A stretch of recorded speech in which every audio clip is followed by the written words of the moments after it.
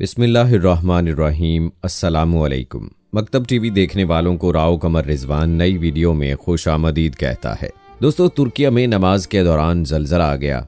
फिर नमाजियों के साथ जो मोर्जा हुआ वो देखकर अल्लाह अकबर की सदाएं हर सू बुलंद होने लगी। दोस्तों, आज की इस वीडियो को देखने के बाद आपका यकीन अल्लाह ताला पर मजीद पुख्ता हो जाएगा। वो रब जिसे चाहे पनाह में रखे, बिल्कुल वैसे ही जैसे तुर्किया में जलजले के दौरान हालत नमाज में कई दिनों तक ये नमाजी महफूज रहे।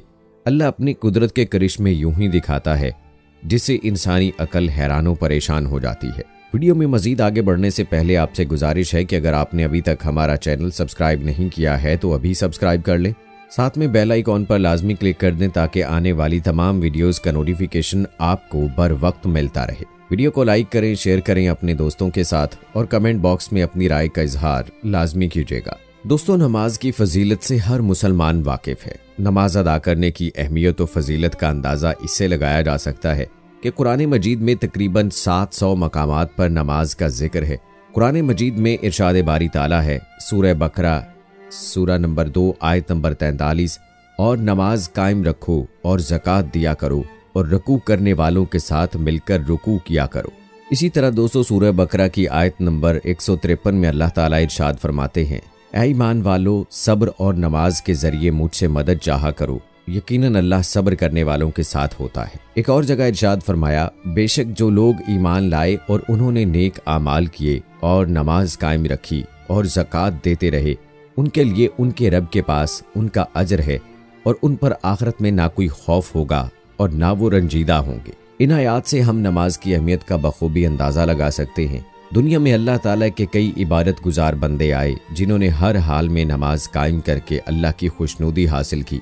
गुज़श्ता दिनों तुर्किया और शाम में जो कोहराम बर्पा हुआ वो बिलाशुबा हमारी नज़रों से छुपा हुआ नहीं है। जहाँ कई लोग इस कुदरती आफत का शिकार होकर अपनी जान से हाथ धो बैठे, वहीं कई ऐसी जानें भी थीं जो खुदा की कुदरत से मौजूदाती तौर पर इस आफत से महफूज बल्कि बिल्कुल महफूज रहीं। 7 दिनों से लगातार मलबे को हटाने का काम ताहाल जारी था।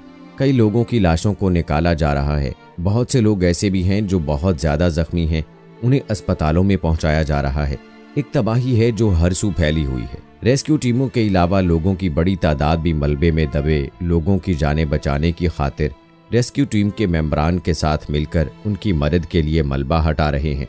इस बात की तारीख भी गवाह है कि जब भी मुसलमानों पर बुरा वक्त आता है तो सब लोग यकजा होकर एक दूसरे की मदद को पहुंच जाते हैं। ये वो जज्बा ईमानी है दोस्तों कि दूसरे मुसलमान को तकलीफ में देखकर हर मुसलमान तड़प कर रह जाता है। तुर्की और शाम के जलजले ने तमाम मुसलमानों की आंखों को अश्कबार कर दिया है। ऐसी मुश्किल घड़ी में जब तमाम मुसलमान यकजान हो जाते हैं तो कुफार की नींदें उड़ने लगती हैं, क्योंकि तमाम मुस्लिम ममालिक की तरफ से दुख और अफसोस का इजहार किया गया है और सारी दुनिया को बताया गया है कि मुसलमान आज भी एक साथ खड़े हैं। तुर्किया में ऐसे बहुत से वाक़यात देखे गए हैं जिनको देखकर जज्बा ईमान ऐसा ताज़ा हुआ कि देखने वाले भी सरदे शुक्र में गिर गए। दोस्तों, जब रेस्क्यू एहलकार अपनी ड्यूटी सर अंजाम दे रहे थे तो चंद लोगों ने उन्हें बताया कि एक मकाम पर मलबे के ढेर से अल्लाह अकबर की आवाज़ें आ रही हैं। ये बात सुनकर बहुत से लोग और रेस्क्यू मेंबरान उस मकाम पर पहुंच गए। उन्हें काफ़ी दूर से यक जुबान अल्लाह अकबर, अस्तगफार अस्तगफार ये सदाएं बुलंद होती सुनाई देने लगीं, जिन पर गौर करके जब तकनीकी आले के जरिए जांचा गया तो ये खबर सामने आई कि उनसे चंद फीट दूर मलबे का ढेर जो कई फुट जमीन में धंसा हुआ था वो दरअसल एक मस्जिद थी। जिस वक्त जलजला रूनुमा हुआ, मस्जिद में कई नमाजी नमाज तहज्जुद पढ़ने में मशगूल थे और वो ज़मीनी हिस्सा पूरी तरह ज़मीन में धंस चुका था। वहाँ किसी इंसान का जिंदा होना नामुमकिन सी बात थी। वहाँ मौजूद लोग और रेस्क्यू मेंबरान ये आवाज़ सुनकर हैरान परेशान हो गए थे कि 6 दिन गुजरने के बाद भी वहां जिंदगी के आसार नजर आ रहे थे, जिसकी गवाही वो अल्लाह अकबर की सदाएं थीं। यूं महसूस हो रहा था जैसे पढ़ने वालों की आवाज में दर्द और नमी घुली हुई हो। एक तड़प सी थी उन आवाजों में कि वहां मौजूद लोगों के दिल भी एक बार फिर से धड़कने लगे थे। मगर इस्तगफार की एक जुबान बुलंद होती सदाओं के शोर ने रोंगटे खड़े कर दिए थे।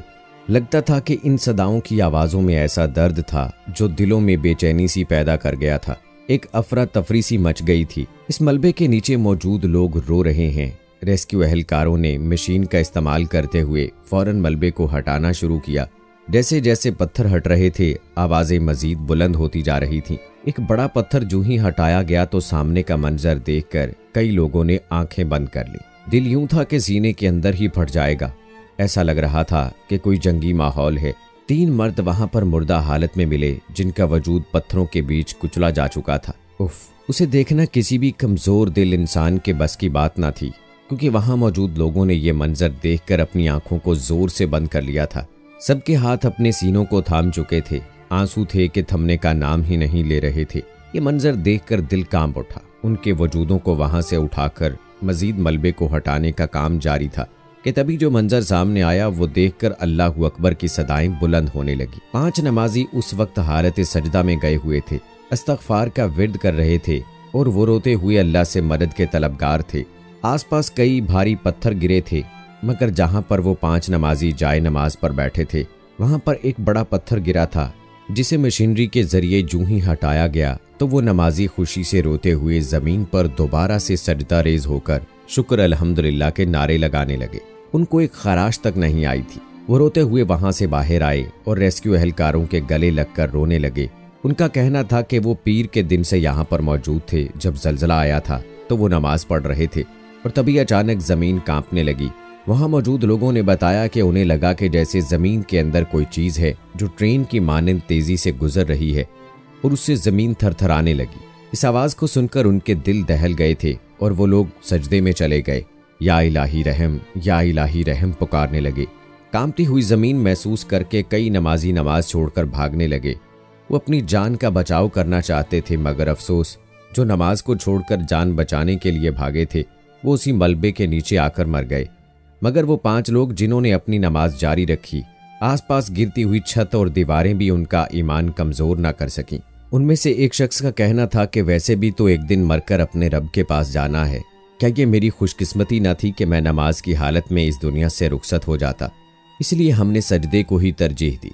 अजीब बात यह थी कि बिना खाए पिए वो लोग अब तक जिंदा और तरोताज़ा लग रहे थे और उन दिनों में ना तो उन्हें प्यास महसूस हुई और ना ही भूख लगी। उनके ये अल्फाज सुनकर वहां मौजूद लोग रोने लगे।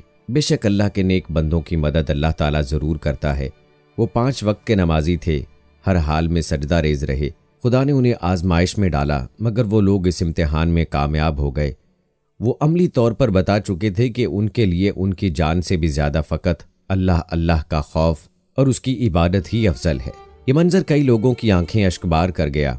नमाज सिर्फ रोज़े क़यामत ही नहीं, बल्कि अगर दुनिया में भी आपको ज़रूरत पड़ी तो ये आपकी हिफाजत करेगी, क्योंकि ये अल्लाह ताला से मुलाकात का जरिया है। और जब तुम अल्लाह के करीब हो तो बेफिक्र रहो, क्योंकि वो अल्लाह तुम्हारी हर परेशानी में तुम्हारा मददगार साबित होगा। अल्लाह ताला से यही दुआ है कि वो तमाम मुसलमानों को 5 वक्त नमाज अदा करने की तौफीक अता फरमाए और उन्हें ऐसा बना दे जैसा कि वो उन्हें देखना चाहता है। आमीन सुम्मा आमीन।